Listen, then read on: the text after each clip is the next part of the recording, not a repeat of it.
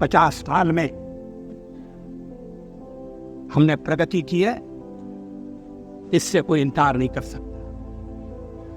चुनाव के दौरान वोट मांगते हुए, सरकार की नीतियों पर कठोर से कठोर प्रहार करते हुए और पुरानी सरकार की नीतियों की आलोचना करने के लिए लायक बहुत सामग्री थी। हर जगह मैंने ये कहा कि मैं उन लोगों में से नहीं हूं जो 50 वर्ष की उपलब्धियों पर पानी फेर।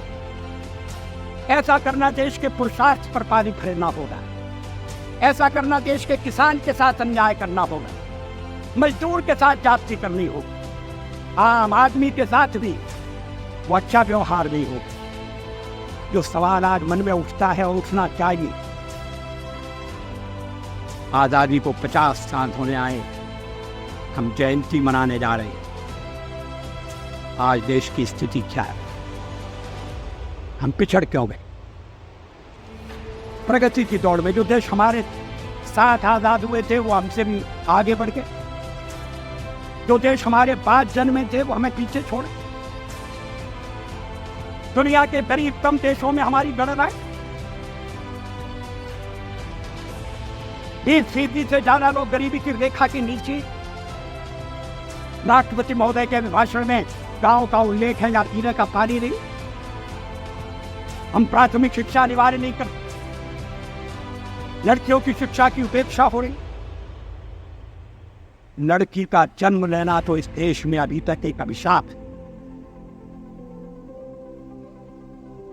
क्या सरकारी कदम उठाकर समाज में जागृति पैदा करके, क्या सब लोगों को जुटाकर ये तो ऐसा काम है जिसमें कोई दलबंदी के लिए स्थान नहीं?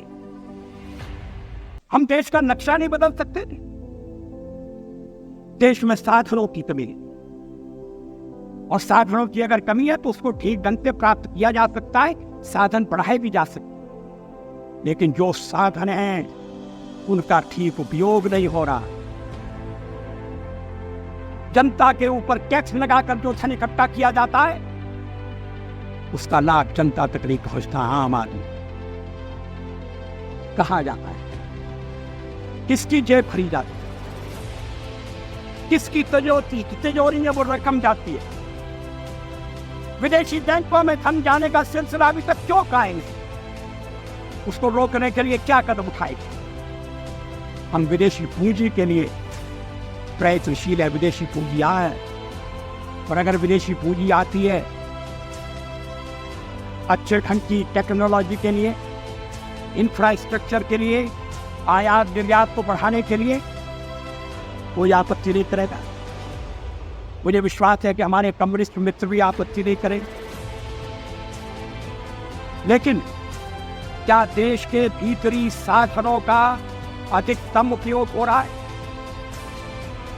क्या ये सच नहीं है कि भ्रष्टाचार एक राष्ट्रीय रोग बन गया?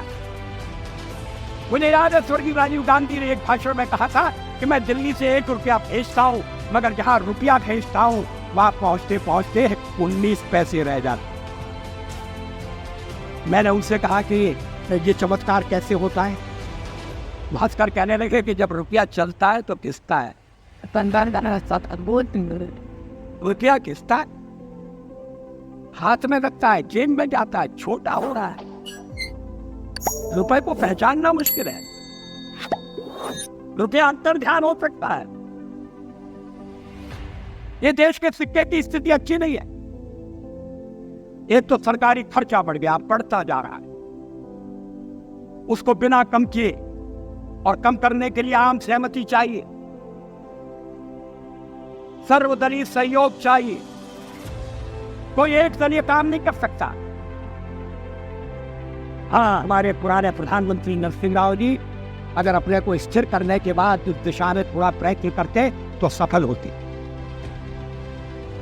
लेकिन वो कुछ ऐसे कामों में उलझे रहे